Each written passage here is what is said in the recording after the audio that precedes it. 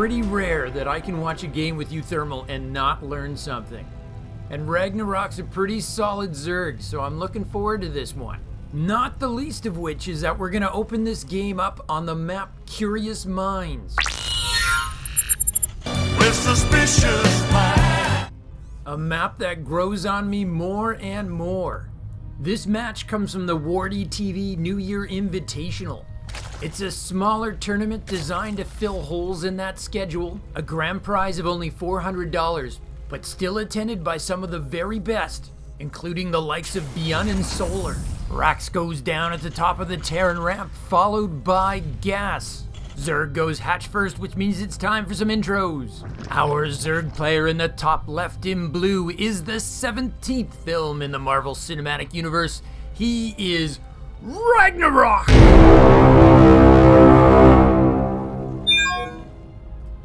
Current world rank 22.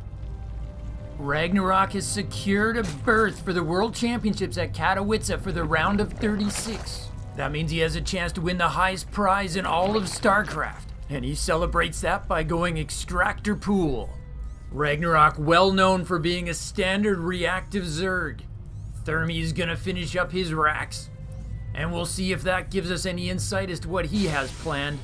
It looks like a Terran quadruple. We've got the Reaper, we've got the Orbital, we've got the Scout, and we're saving up the minerals for that command center. One more intro to sneak in here. This is an intervention. You've fallen behind on your heat generation. UThermal, we thermal, your whole family thermals. Isn't it time that you thermal? Current world rank 28. Hatch is gonna pop for Zerg. It's gonna be double queen 4 lings, which I think is the bare minimum number of lings you can take in this situation because UThermal is just known for being aggressive with his Reaper. Factory goes down for Terran with that second gas. And the Reaper is already on the Zerg natural. Oh, this is cool. Ragnarok already snuck out his drone. He doesn't have the minerals for his third yet, but he's going to be able to put it down right away. That means UThermal's Reaper missed a chance to snipe that drone and delay the third. Instead, he's battling for the chance to kill a ling. If Zergs keep doing this, one of these days, Terrans are going to start punishing for them by blitzing over to the third. My prediction, we're going to see that before the end of 2022. And then Zergs will stop doing that and the cycle will continue. Meanwhile, in this game, the third is down safe and sound. Factory's done, UThermal goes for the 1-1-1 build. Unlike Beyond in the last match I cast, UThermal will do the reactor switch. UThermal finds that third base. Ragnarok is almost done ling speed. Once that happens, the Reaper loses his map control. But I suppose only briefly if he gets double Hellions out on the map. Tech Lab building on that racks to be donated to that starport. Early signs pointing to potential Banshees. You'll notice, guys, that the health bars on this replay are based on the team color, not injury level. I don't love that, but there's nothing that can be done about it. Whoa, I am so wrong. That Rax is keeping the Tech Lab. It's an early Marauder and a Viking. This is not a build that's known to me. With concussive shells. I feel like I've seen this done against Protoss. I'm excited. Let's see what UThermal's cooking up for us. Right now, all Ragnarok can see is the usual 2 Hellion 1 Reaper looking to kill some of his creep tumors. Ragnarok's been able to use the opportunity to get himself an early drone lead. Ragnarok's third is just completed and it's already starting to show in his superior income. Overlord looks to take a peek. Will he see what's cooking? Viking's gonna shut him down, but what intel will he get first? Zerg does not see concussive shells, and he does not see that there's also an early armory. UThermal is not making Marines here.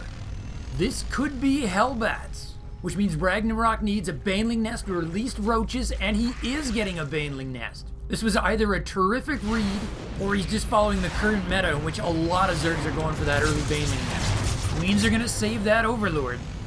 But it's starting to look like the Hellbats could actually hit before the Baneling nest is done. Oh, there's a lot of them too. This is a total timing attack. UThermal's not making a third base. Hellbat transformation. He's even transformed the Viking. I think Thermie's been watching an old alien robot cartoon. He wants to get his Peter Cullen on. This is a tough hold without banelings or roaches. Ragnarok starts up a Bane. The concussive shell marauders have joined in. They're adding that punch onto the queens, and they prevent the escape. This is just nasty. I love this.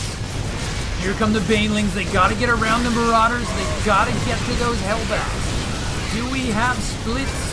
Ragnarok runs out of banelings. He makes a ton more lings to get more. UThermal's push has largely been beaten back. Yes, he is withdrawing. There's 4 queens here. I think he's okay. Oh, he kills another queen. Oh, the concussive shell is so deadly. It's like a wolf pack. He isolates a single queen from the herd and brings it down. Fresh banelings arrive, and still it's not cleaned up. The one positive for Ragnarok here is that he hasn't lost any drones. He's got a huge worker lead. Terran has been skipping SCV production to pull this off. Ragnarok, though, has far less queens than he's supposed to. 7 dead queens and 49 dead Zerglings. Oh, and UThermal's gonna follow up with mech. Look at this transition. Double factory, and yes, he is building a 3rd CC. UThermal is winning on the resources lost game. Ragnarok needs to catch up on his creep. Does he even have the queen energy to do it? He does have economic power though, so he throws down double evos. And he's droning and queening at the same time. Ragnarok even gets a 4th hatch down. Oh, is UThermal gonna attack again? He doesn't have very many units in this attack. But every time I think he's got nothing, he goes and brings down another queen. This is just an insane little build here. What is he gonna do with these factories? Will it be tanks, widow mines, or more hellbats?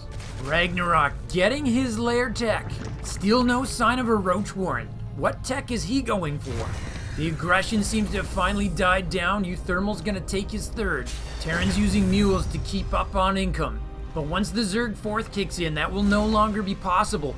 Thors! UThermal's making double Thors. Banelings are not good against Thors.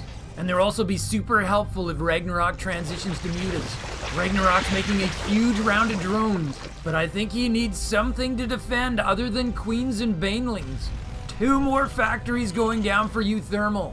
It's a mechapalooza. I just really hope he brings some SCVs to repair his Thors. That would totally make my day.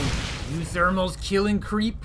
If the queens have to replace those tumors, they're using up transfuse energy.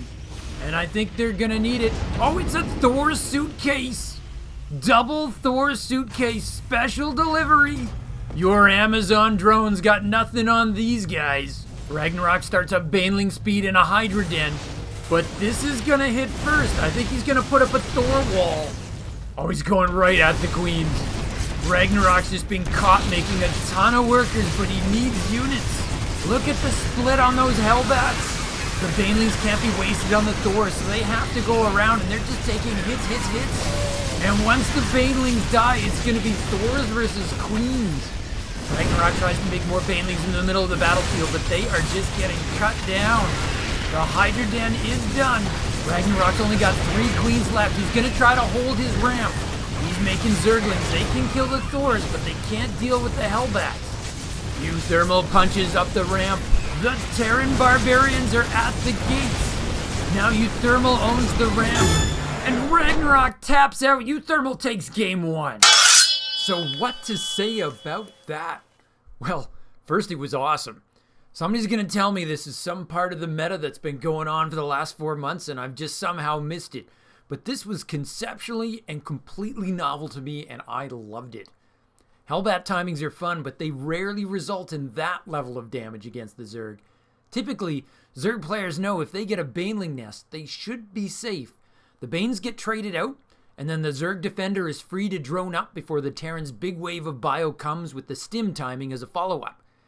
In this game, it certainly didn't help Ragnarok, though, that UThermal's punch came before the Baneling nest was actually done.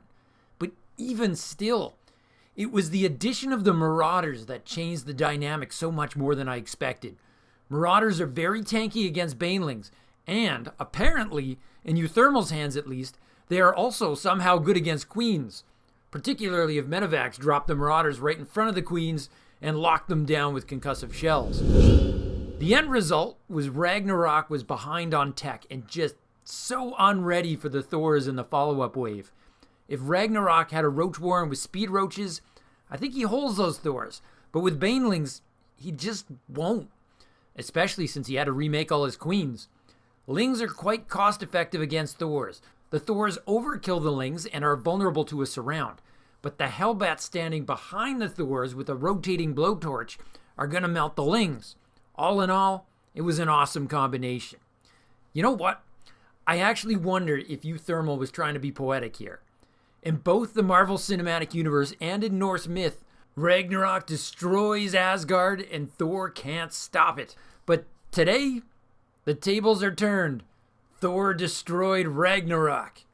Let's see what happens in Game 2. Adjutant, if you would please.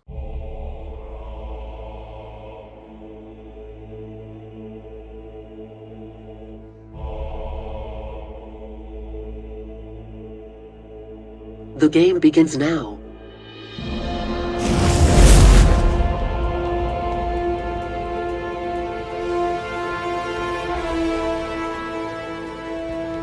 Yes, I did leave the name screen up that entire last match. Sorry about that. But in fairness, it was a pretty gripping situation. Game 2 is going to play out on the map 2000 Atmospheres. Another map which has also brought us plenty of great games. I'm not sure how Ragnarok adjusts to Game 1, other than to make sure he has a baneling nest right away. Oh, it looks like there was a pause in game, but we won't see it because thanks to the magic of replays, the game automatically plays out as though there never was a pause. A 16 pool for Ragnarok. I don't know if he means to be aggressive with that or he just wants to be extra sure that he gets his baneling nest out on time. Or a quick roach warren, I think that would work too. UThermal goes Rax Gas just like he did in Game 1, but that could be anything. Ragnarok is pooling minerals. It looks like he's gonna grab a hatch behind this. Yes, he is. So if it is aggression, it's not gonna be of the all-in variety. I'm really hoping that UThermal's gonna try that again, because I totally want to see how a Zerg player deals with that when they're ready for it. Our Zerg player's name translates to Fate of the Gods, because he's Ragnarok! Of course, since I'm hoping that UThermal will try that stunt again, he's probably gonna metagame this and do something completely different, hoping to take advantage of an overreaction by Ragnarok. Looks like another Terran quadruple for UThermal with that scout, with that orbital, and with that Reaper. Early pool completes and Ragnarok's making 6 lings. Hatching now, they're heading out onto the map. With his overlord, Ragnarok may have spotted that UThermal's got an SCV headed out to scout. Oh yeah, he's covering both paths. And he's gonna intercept that SCV. That can be kinda good for UThermal though. That's 2 less lings that are gonna wind up in his base before he's ready. He's quickly making a Marine. That'll be his first, and his only defense, because his Reaper's headed over to Ragnarok's base. That's the first blood, but I'm a little bit more worried for UThermal here. His Reaper is way out of position. Zerg's got a queen to defend. UThermal's just got a Marine. Though I'd be more worried if it was 6 lings instead of 4. UThermal does not appear worried at all. He just starts up his factory. Simultaneous attacks here. Ragnarok's gonna have an opportunity to shut down that expansion. SCV pull to the rescue. And UThermal starts cutting down those lings. He's gonna restart up his command center, but Ragnarok's gonna pounce. Is he gonna pick up? Yes, he gets another SCV kill. And now he's gonna get inside the main. No! That depot lift was so close, it almost looked like the lings pulled back. And then UThermal just deals with those lings. He handled that with an ease I did not expect. And he did it all wearing an underwear that is thermal!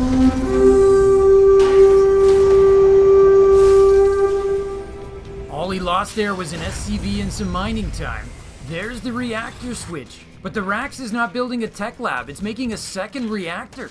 Once again, I do not know what this is. Zerg has put down their 3rd base. Ling speed was necessarily delayed, but it is now underway. Oh, UThermal's Reaper picked up a kill and injured that other Ling, and he did that while saving his own base, and now he's gonna snipe a Creep Doomer. Ragnarok's up to 3 queens though, so it's getting pretty hard for that Reaper to maneuver. UThermal often discusses on his stream about the importance of keeping that Reaper alive. He likes to reuse it later in the game. So it looks like the second reactor is going to go to the starport. I mean, I guess he could make double medevacs, but he doesn't have anything to put in them. It's double Viking. Is this going to be like Sky Terran? Ragnarok's going to bring his Overlord in. Let's see if he can make better sense of this than I can. Marine's going to pick it up. Last time his scout was not effective. He's going to see the double Viking. How does he react to that? Spores, quick lair? He's gonna see a tech lab finishing on that Rax. Maybe the Vikings are fake and they're gonna get canceled. This is like all mind games. Hellions pop out and the factory lifts off. Stim starts up. Ragnarok goes for spores and he goes for a Baneling nest. I mean, the Vikings did pop out. Oh, but after the Overlord dies, the factory goes right back. Stim has been canceled. And UThermal's making 2 more Vikings. I guess he really wants to kill Overlords. Ragnarok almost would have been better off not scouting. He either disbelieves it all and got nothing, or he got himself a pile of misinformation. He goes ahead and makes himself a pair of queens. You can never go wrong making more queens. His speedlings are hunting for the Hellions. I know some of these pro players make that surround look easy, but it's something that's really hard to do, and as a general rule, lings don't match up well against Hellions. Ragnarok will see that the Hellion count's gone up to 6, and there is an armory. It looks like it is gonna be Hellbats again, but this time without the Marauders. Instead, this time there's gonna be Vikings. I guess they're gonna assassinate all the Overlords. No, UThermal's gonna land them. Okay, I'm officially into Raynor's Law territory here. I'm just gonna have to assume this is brilliant because UThermal's doing it, but I don't get this at all. Those are expensive Vikings, which are very inefficient as frontline combatants. This time Ragnarok has his Banelings ready to go. Oh, but they do get stuck behind the Queens. Really good splits on those Hellions. And the Vikings are actually doing a decent job on the Banelings. This is not supposed to work. I would not have guessed this would have been this effective. A Queen dies, 2 Queen die, and Ragnarok evacuates his 3rd. Oh my god, UThermal is winning with landed Vikings. Kids, do not try this at home. UThermal is a highly trained professional. This does not work in your own game. Ragnarok is down to 3 Queens. He might just straight up die to this. I assure you the Vikings' bonus damage against mechanical units is not coming into play here. Ragnarok's making a ton of Zerglings, but the Hellbats are going to be ready for them. Oh, he's getting them on top of the Vikings. But even if Ragnarok cleans this up, he's taken so much damage. He just lost another Queen. Oh, he's gonna fight Hellbats with his drones. That's gonna be suicide. I guess he's got no choice, otherwise he gets hit up on the series. He doesn't want to tell his friends he's the highest ranked player to ever lose to landed Vikings. I'd be like too mad to even think straight. Alright, the Lings are finally cleaning this up, I think. The Vikings lift off and escape. That's something I will admit they're good at. Maybe UThermal will get the Smart Servos upgrade. That lets you transform between modes faster. You kind of only ever see that research when you're at like the 20-minute mark. Oh, UThermal drops a mule midfield for a repair. He's gonna repair a Viking. That has gotta be a Starcraft first. Yes, mules occasionally repair things midfield, but not hero-landed Vikings with 8 kills. Ragnarok tries to counter, but there's a depot wall and Hellions are about to pop out. SCV's with the repair to hold the wall. Great reaction by UThermal. Ragnarok needed a Baneling to bust that. He is getting Banelings, but he's making them back at home. And he's trying to birth out some Queens to make up for all the ones he's lost. UThermal now adding double factories, just like in Game 1. If they get tech labs, we're gonna cheer for Thor to defeat Ragnarok. I just can't believe that he's getting more Vikings. Hey, let's get a unit with the offensive output of a Marine, but at 3 times the cost. I joke, but the evidence is clearly to the contrary. UThermal's making this work, and Ragnarok is not some noob. He's a top 30 player. He's got a seat at Katowice. There's the splits on the Hellbats again. Ragnarok's wishing he had Baneling speed, but he's a long ways away from that. More Vikings in production. Ragnarok orders 20 Zerglings. He should be able to annihilate these Vikings if he can just keep the Hellbats off. But UThermal doesn't think he can. No, he's defended. Sanity is restored. UThermal does not get that to work a second time. But in the meantime, UThermal has his tech labs done. And yes, it is happening. We have double Thors in production once again. Ragnarok starts up his lair. He needs that yesterday. UThermal's got his 3rd CC done. He's gonna look to land that. Ragnarok's hoping to attack to take the pressure off, but there's just a ton of Hellions there. This was hard enough to win when he had queens to back him up. Oh, he sees landed Vikings under repair. He goes for that, but it is just a barbecue. Ragnarok's getting double evos. He had the upgrade lead last game and it did not save him. But he is getting a fourth. He didn't have that last game. Ragnarok has the worker lead, but definitely not the supply. He throws down a roach warren. That's what he wants. But I think it's already Thor is here time. Oh, and Liquid Thermy's making medevacs as well. I think we're going to get another double suitcase. And tanks. Sanity is restored. Medevacs are out. It is time to pack for vacation. You don't want to lose UThermal's luggage at the airport. Oh, lone Zergling sneaking into the mineral lines here. There's one at the third and one at the natural. UThermal's caught busy orchestrating his next punch. Ragnarok's got his queen count back up to 8. But is that enough to deal with the terror of 3 landed Vikings? Well, I guess they are somewhat supported by the presence of 2 Thors. Yeah, the Thor wall goes up, the Banelings have trouble getting around it. And for the second time, the third base is lost. Ragnarok is getting 16 roaches. That's going to help him out, but the problem is, Thermal's already got tanks on the way.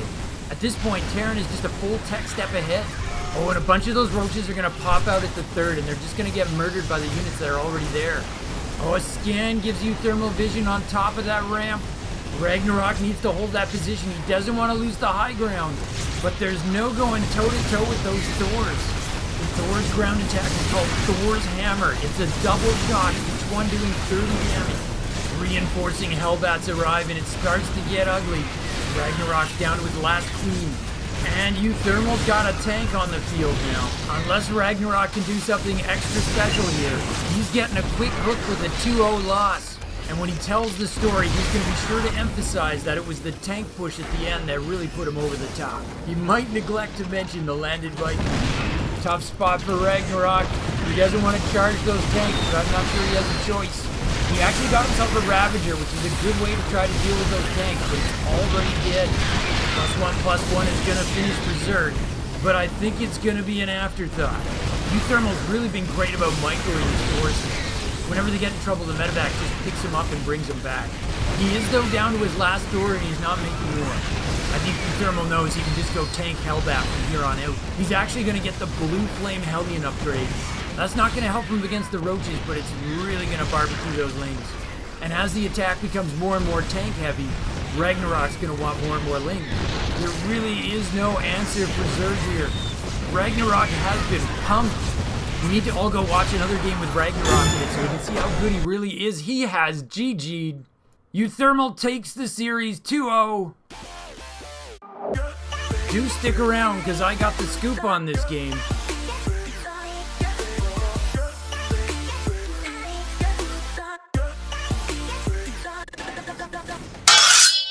Okay, what we have just witnessed is a very obscure and specialized Terran build called the Penguin. That's right, the Penguin. Presumably named after the waddling look and feel of landed Vikings. Though, if you're watching them in 4K, they don't look quite so awkward as when you watch fuzzier games. Okay, so now we know what it's called. Why isn't it any good? I mean, obviously, it just laid Ragnarok low. He's currently the number 9 Zerg in the world and off to the World Championship in February. But why does it work? The Viking costs 150 minerals and 75 gas, and you're using it as a ground-to-ground weapon that has a DPS with a grand total of 17. If I used that same 150 minerals and bought 3 Marines, I'd have a DPS, or damage per second, of 30, and I'd have 75 gas left over, and that's assuming no stim pack. If your Zerg opponent spends 150 minerals on Zerglings, they have a DPS of 60. It's not quite apples to apples because Zerglings have to close because they have a range of melee. But the point is, whenever your opponent can buy the same damage production for a lot less, you've got a problem. The Vikings pretty average defensively as well. 135 hit points is nice, but those same 3 Marines would also have 135 hit points, even without combat shields. And the Zerglings, 210. So just by theory crafting, we can confirm that landed Vikings are pretty suboptimal. So again, why do they work? So to try to answer this question, I did some quasi-research, i.e. I Googled around. and was able to find a video in which UThermal himself talks about the penguin and why he loves it and uses it. I'll link his video in the description, so if you're interested, you can get it from the horse's mouth. I love this guy's channel. The first thing to understand is UThermal well understands that statistically a landed Viking is not optimal. Or to put it less charitably, based on numbers, it's pretty crappy. What he's saying is that it works anyway. During the cast at one point, I actually referred to what I call Rayner's Law. And that's, if a pro does something a caster can't understand, don't assume it's stupid. There's probably a very good reason, and the caster is just not at a high enough level to know what it is. I.e., when in doubt, pro's not dumb, caster maybe. I think Rayner's Law may apply here, because I still don't quite get the penguin.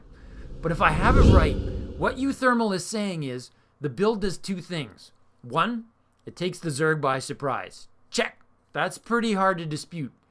Two, it maximizes the number of units in the timing attack and overwhelms the Zerg. The goal is you're going to max out all your production facilities with this build.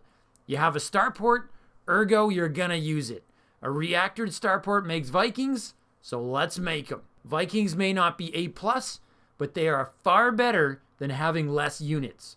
And because they don't have the light type, Hellbats plus Vikings are actually far better than pure Hellbat, because now the Banelings have to ignore the Vikings and try to get around them to hit the split Hellbats. Personally, I still prefer UThermal's build in Game 1.